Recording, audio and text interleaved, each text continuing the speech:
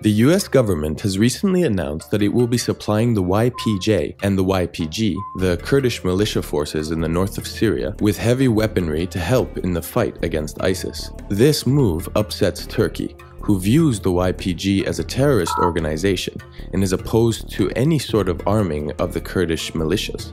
Trump's furthering support of the Kurds, when considered in the context of the geopolitics at play with Iran, Turkey, Saudi Arabia, and Russia, reveals it could have a profound effect on the region. This is Trump's high-stakes gamble, and like any gamble, it carries a considerable risk.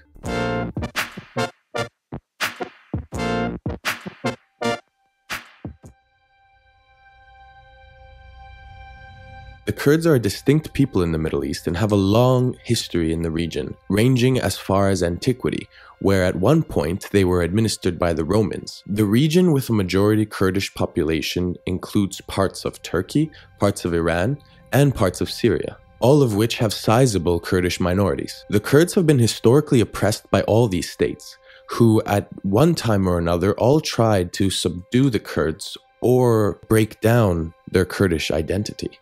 The YPG was formed in 2004 as the armed wing of the Kurdish Democratic Union Party in Syria. With the recent destabilization of northern Iraq and Syria by ISIS, it expanded rapidly in the Syrian civil war and came to predominate over other armed Kurdish groups in order to combat the threat from ISIS effectively. In early 2015, the group won a major victory over the Islamic State during the siege of Kobani, where the YPG began to receive air and ground support by the United States and other coalition forces. Since then, the YPG has predominantly fought ISIS, as well as on occasion fighting other Syrian rebel groups. The US has supported the YPG for two reasons. Firstly, their offensives have been successful and is narrowly focused on fighting ISIS, rather than focusing first on regime forces.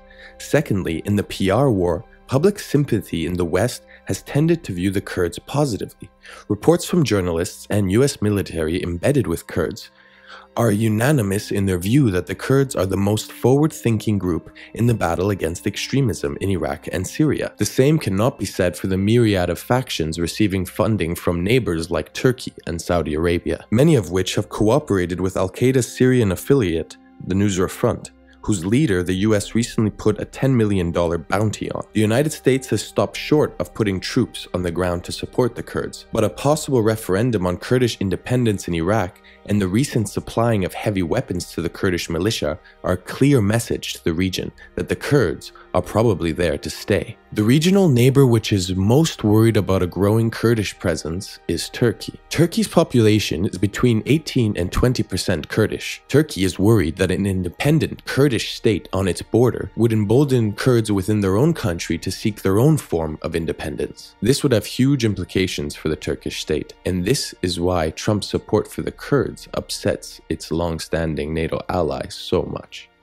In the next part, we'll look at Turkey's complex relationship with its Kurdish minority and Erdogan's increasingly dictatorial Turkey.